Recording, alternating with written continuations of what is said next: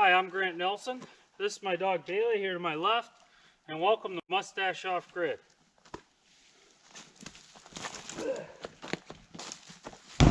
Woo! Hi guys, Grant Nelson again here with the Mustache Off Grid YouTube channel. In case you're new to the channel, I cover various off-grid and homesteading topics. I live off-grid in southern Missouri in a one-room cabin, and I usually do a weekly talk show every Tuesday at 2 o'clock. So anyway, I'll get right into the talk show today. And I was thinking about what I was going to talk about, and I went out to one of my storage shed over there, up the hillside here, and I was going to get some what they call 2-cycle engine oil for my chainsaw to mix a gallon of gas, and I had this bottle in there right here, and a mouse or a rat chewed a hole in it. You can see there's 2 holes, and all the 2-cycle engine oil was on top of a pot and pan on the floor in there, and I was like, man, that's just a bummer. You know, I had that was my last bottle that I had. I like to buy a lot of these in bulk. You can buy a big bottle. Sometimes the store just doesn't have big bottles of it, but if you can buy a big bottle, it's a little better deal. But I like to buy a lot of these small bottles, and I figure someday they could be a good trade and barter item. But I just don't understand why a rat or mouse would want to chew something like that up. I just don't understand why they would want to do that. It's oil, you know, like, doesn't seem like it would attract them, but it got me to thinking. My neighbors have had the wires on their truck chewed off out here maybe once or twice by some pack rats, and you know, similar material with the wire, the rubber coating on the wire. And my neighbor said that they make the new wire, and they have soybean oil they use on the wires instead of petroleum-based oil. So, you know, just on the outside, like a very fine coat of it. And it attracts the mice and rats. That's something that my neighbor told me. I haven't really validated it online, but I believe it. And I have an older vehicle that doesn't have any soybean oil wires, you know, and it's older. And I've never had the wires chewed on it, haven't had any issues with it. So it kind of makes sense, and maybe they might be using some sort of coating on the outside of these things that might be, you know, might be causing the issues for, you know, attracting mice a little bit. I don't know 100%, guys. I just figured that was relevant to mention. If you're using wires or plastic bottles or things that contain liquids in them like that, sometimes rats or mice off-grid can be a real problem. Locking lids in containers can be a good option with thick plastic or metal. Wooden boxes can be okay, but they got to be real tight, because them things can get into some real small spaces. You'd be surprised. Anyway, I just figured it was relevant to mention to someone. Something to think about if you're going off-grid is, how are you going to deal with mice and things like that? Totes with locking lids are a good thing to deal with them. Like I said, you know, you can make things. You can make totes or things like that to keep them out. I use some locking lid barrels for most of my feed. Garbage cans with a lid can be helpful. Just figured I'd mention it. It was relevant. So that was topic 1. I figured it'd be a short topic to talk about and just mention a few things I do right there. But it could be a real problem. And it actually made me really think of this book, A Cabin in the Woods by Henry David Thoreau. And I never really planned on building a cabin out here. I figured the prefab shed would be just fine. Honestly, I was completely cool with it. And one day in Mammoth Spring, I was going down the street, and there was a free book bin, and this was right on top of the free book bin. It's one of the classic American novels. It's called Walden, or Life in the Woods by Henry David Thoreau. And there's a whole like chapter in here where he has a mouse in his cabin, and the mice, there's some mice that just live in his cabin, I guess, in the book when he was out there. And he was feeding it. It was right on the table when he was eating and stuff, and he didn't care. And it was just kind of interesting because back in the day, you can bet that the cabins and building structures and things like that weren't that sealed. Obviously nowadays we do our best to keep mice and rats and things like that away from us and out of our residence. And because they'll destroy things and they have some sort of diseases and things like that. I know the one everyone thinks of is like the bubonic plague being spread by rats back in the day. At least that's the claim. No one was really alive to validate that.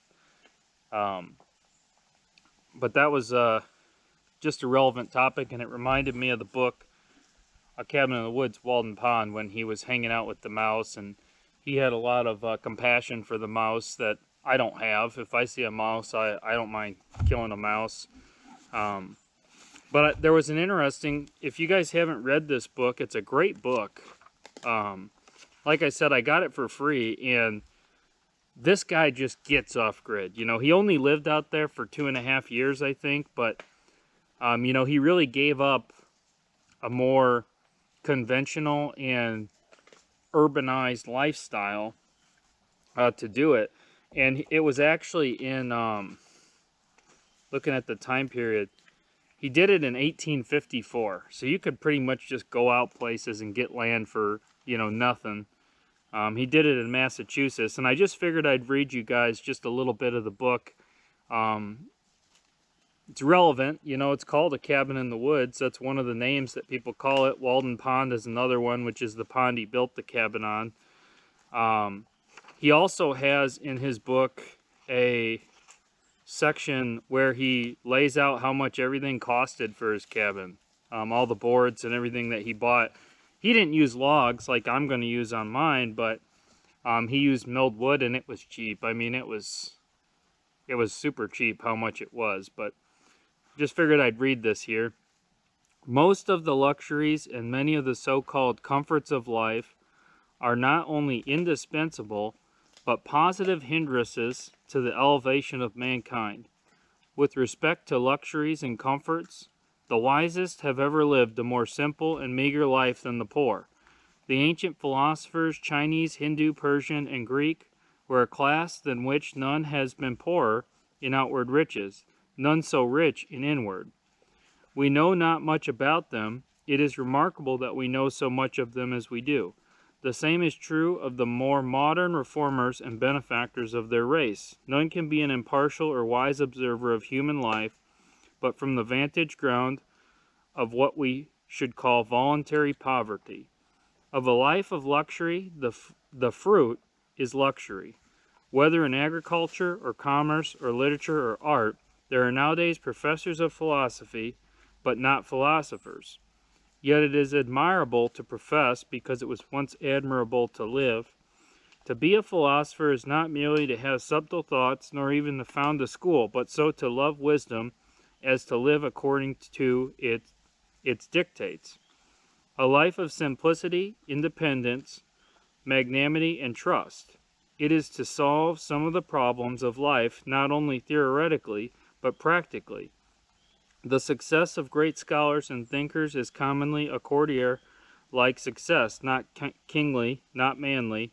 They make shift to live merely by conformity, practically as their fathers did, and are in no sense the progenitors of a nobler race of men. But why do men degenerate ever? What makes families run out? What is the nature of the luxury which enervates and destroys nations? Are we sure that there is none of it in our own lives? The philosopher is in advance of his age, even in the outward form of his life. He is not fed, sheltered, clothed, warmed like his contemporaries. How can a man be a philosopher and not maintain his vital heat by better methods than other men?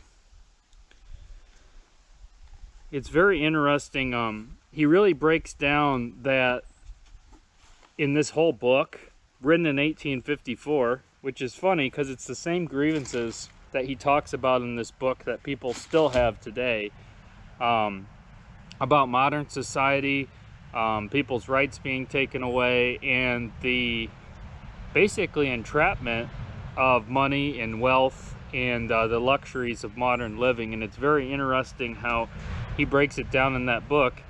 And if anyone thinks they're original going off grid and going out in the woods and building a cabin on a small plot of land somewhere, this guy did it in 1854, so you're not the first one to think of it. So just figured I'd mention it. Some people really don't like the Old English, but I find that the more of the Old English that I read, the more it flows better and the better I understand it. And I feel like my use of language and words,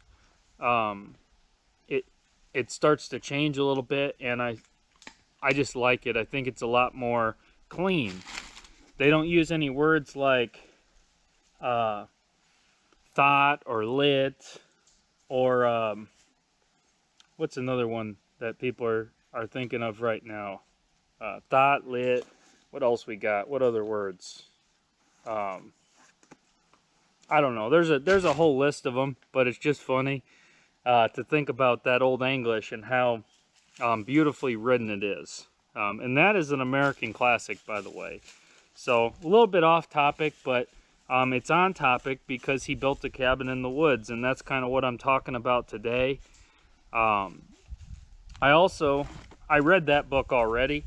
I started reading this book, Complete Guide to Building Log Homes by Monte Birch. This one was written in 1990, and when I started reading it, I thought it was interesting. The author is actually from the Missouri Ozarks, and he said that all of his first log cabins he's discovered were out hunting turkey and other things in the Ozarks. And I've actually seen a lot of log cabins on some of the properties I've trapped on out here. And man, I look at them and I'm like, I would love to metal detect that, because some of them look so old.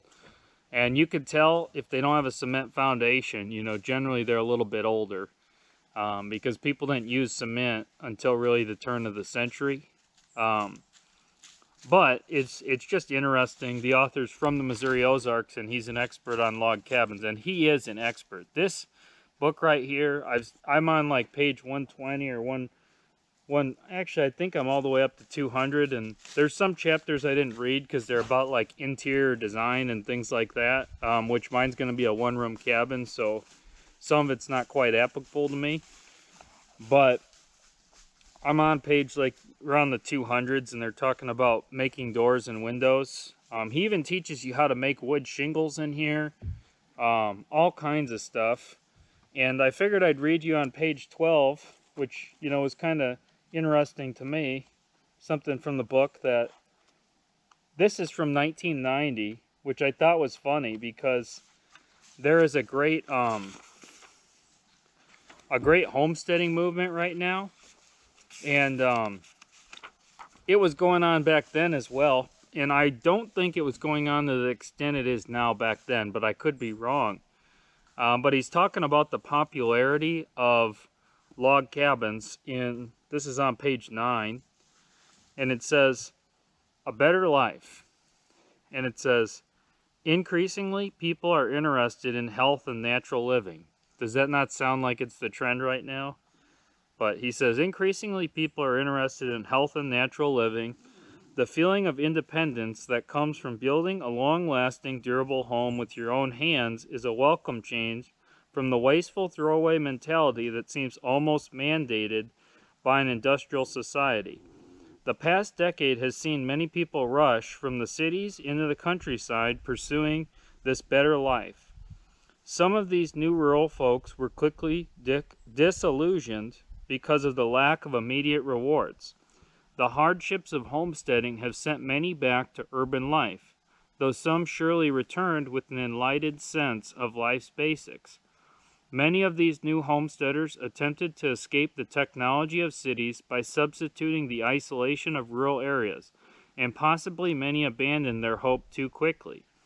We are on the brink of a realistic combination of technologies that can allow rural inhabitants a quality life, which I would argue they already have a quality life.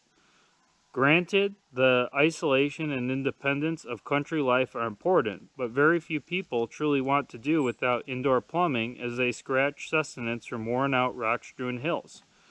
Very few people, me being one of the people that does want to do without that. So anyway, I found this book really fascinating, some of the stuff he talked about and the different log cabin designs and the history of some of the log cabins he talks about. Really great introduction in it, and gives you all different types of styles and notches. Any type of log cabin in here, I would doubt there's any type of log cabin out there built that this guy hasn't covered. He's got all different designs. He teaches you how to hew logs. He teaches you how to hoist logs. Here's a very interesting diagram of him hoisting a log right here. Right here. So anyway, I figured with what he wrote in there, I was looking through all the different notch types, and I've kind of went this week a little bit log cabin crazy. It's just been on my mind for some reason, and I've just been really excited about the project that I'm about to embark on with my log cabin that I'm building. Sorry guys, my pen fell apart, but there was something I wanted to show you guys. Let's see if I can get this thing to come back together. Yeah, I think I can. But basically, we'll just take that out of there. Basically, what you're going to want to do here, I'm planning on using saddle notches for my logs. It's kind of like a Lincoln log. Basically, you're going to lay one log. We'll just draw the end of the log right here. So there's one log in that circle, which I think you guys can probably see. Your other log that's going to go horizontal to that log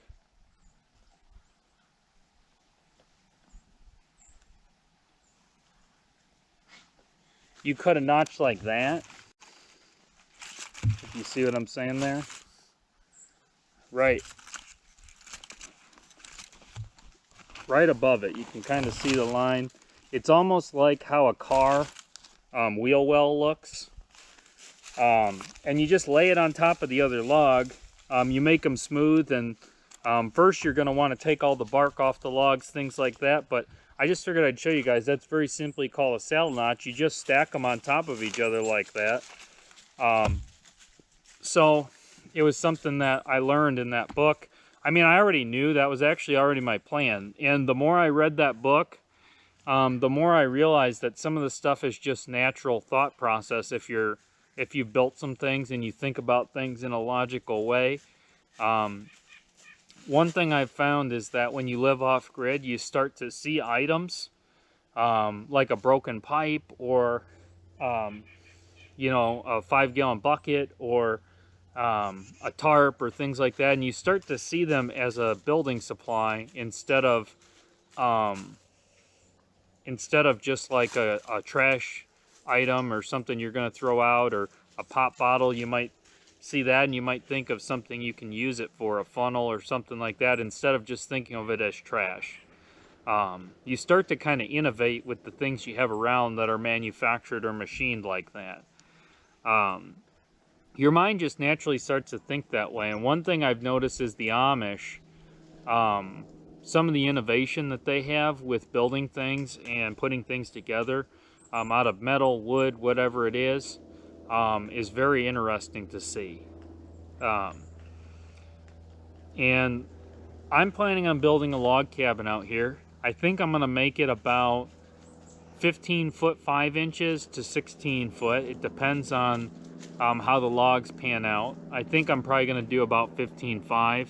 And the reason for that is I have a couple logs that are about 15.10. Got some plane up there looking at me like a spying on me. He's lucky I'm not out here naked showering or something. But anyway, Where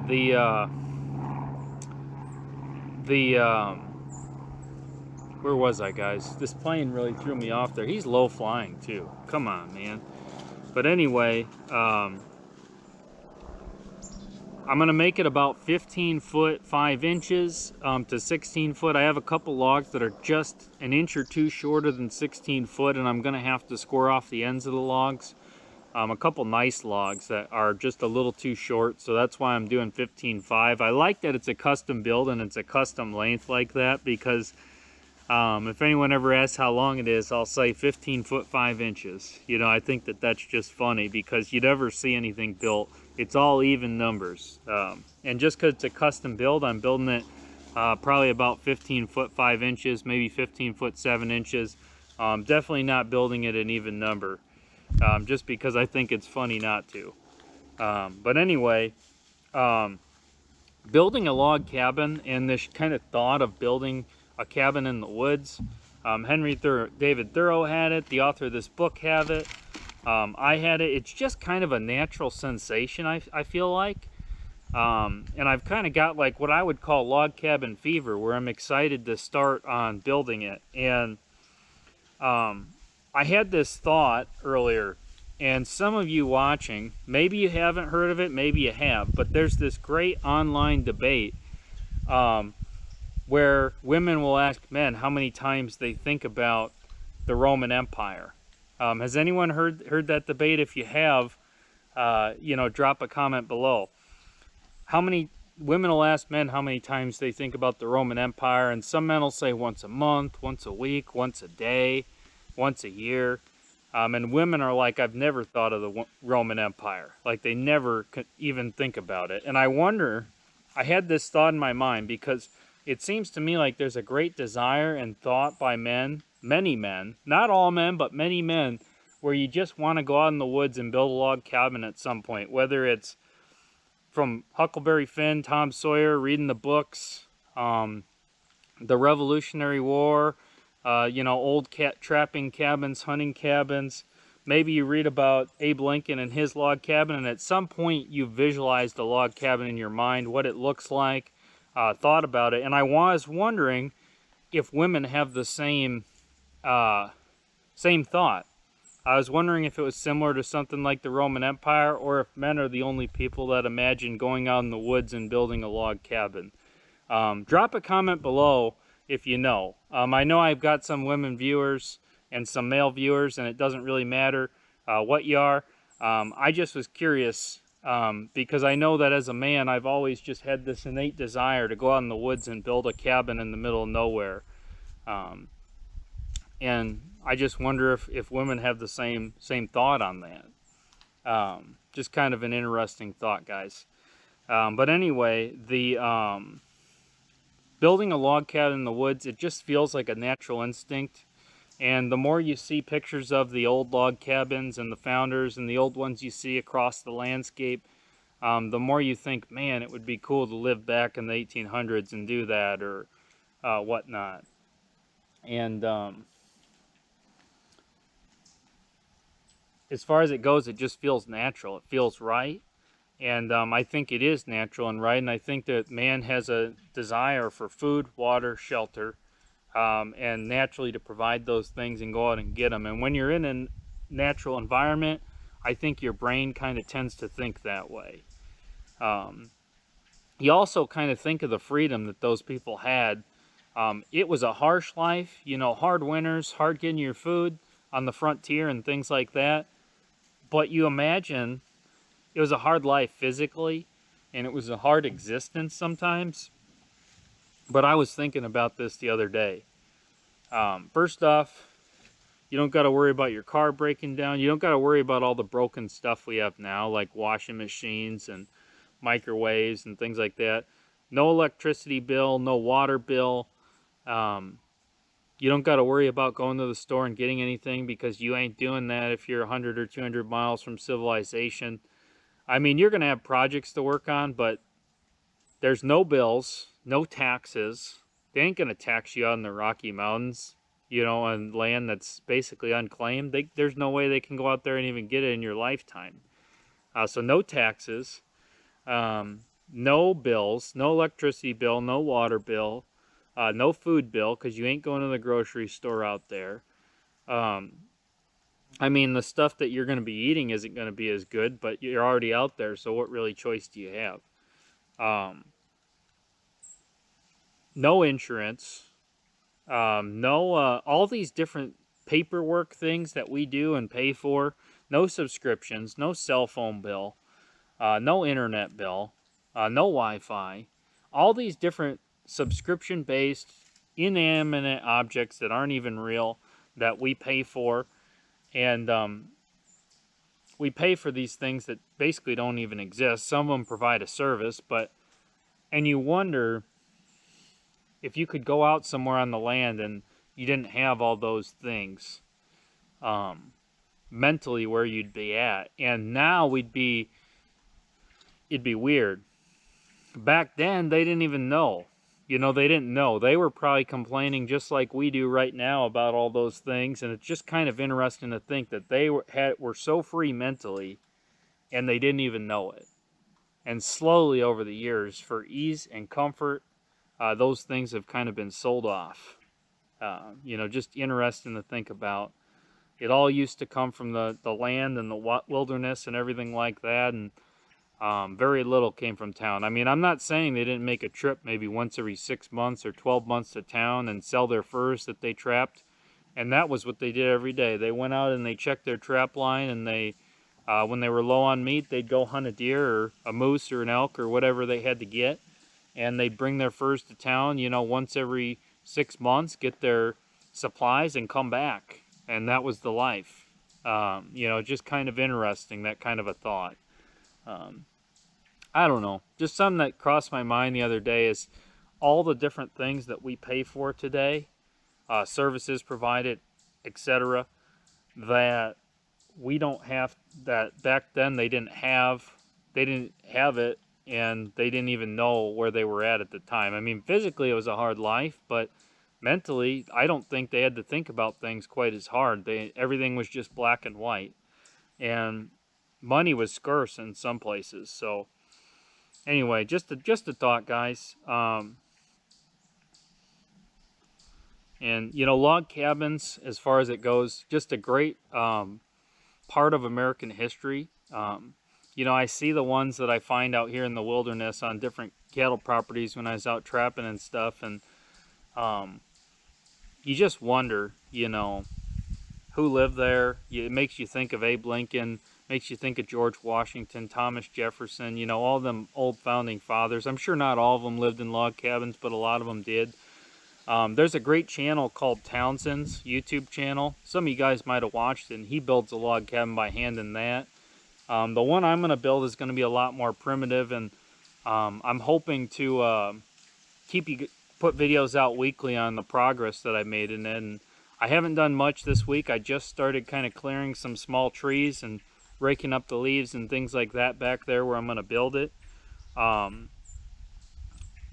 One thing I figured I'd mention that could be helpful to someone, all this hype about the log cabin, and you could see how excited I am about it. I talked about the saddle notches. In this book, it talks about how much cheaper it can be to build a log cabin from the materials on your own land. And in 1990, he said you could do it for $1,000 or $2,000. I'm going to try to stay in that same range on mine. I might go over, I might be less. I'm going to try to keep a budget and let you guys know how much it costed.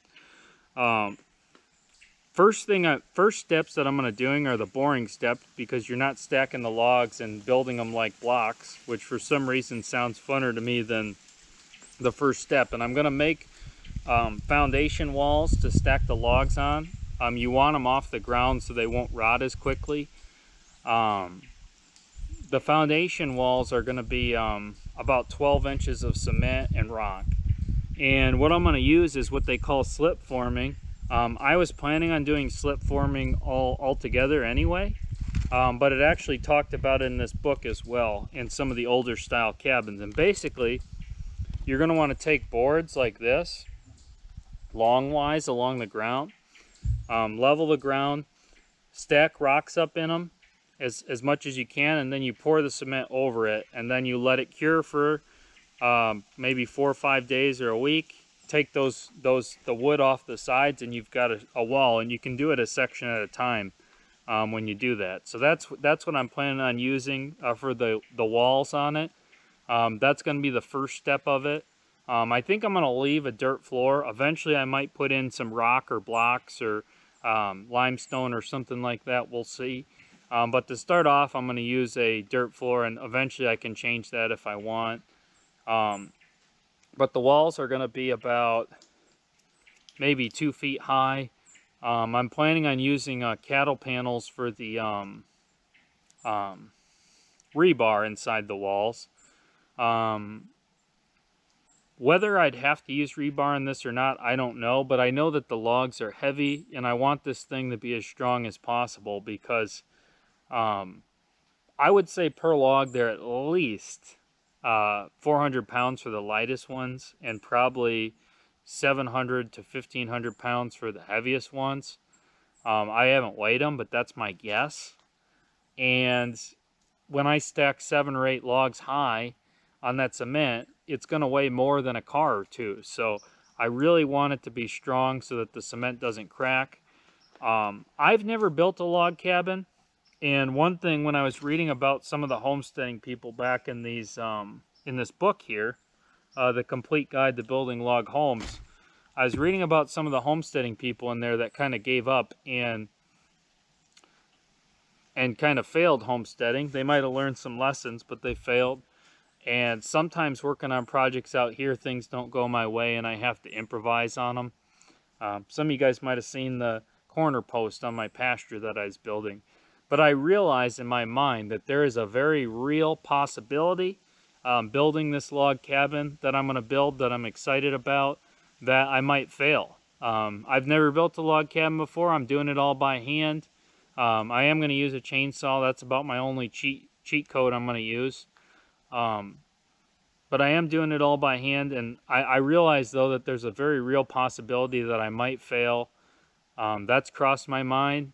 Things may happen, and I may have to adjust what I'm building. Worst case scenario, we cut up all the logs, and we've got a lot of smoke wood there. So anyway, but I figure there's a real possibility I might fail, and I won't let it get me down if I do. Main thing is just got to pray about it and hope for the best. And I figured I'd leave you guys with this reading from the Bible here. And you know, the thought of failure kind of made me think that you need to look for the Lord, you know, when you're concerned with something like that. And it was Matthew chapter 7, verse 24 here. And it says, this is the words of Jesus here.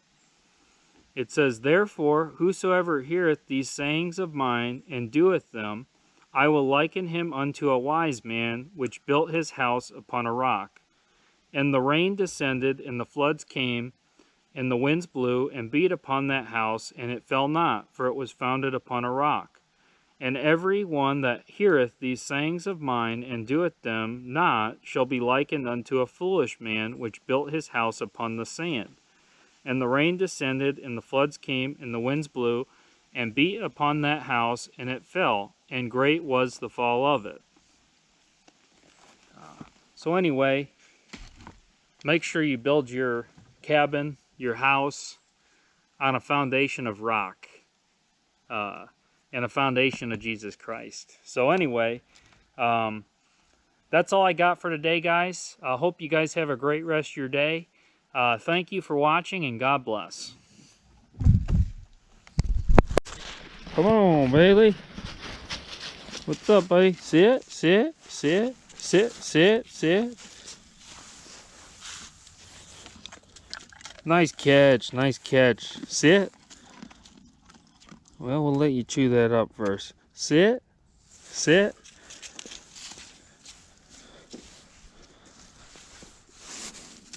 Oh, wow, that was a good catch. That was like Jerry Rice.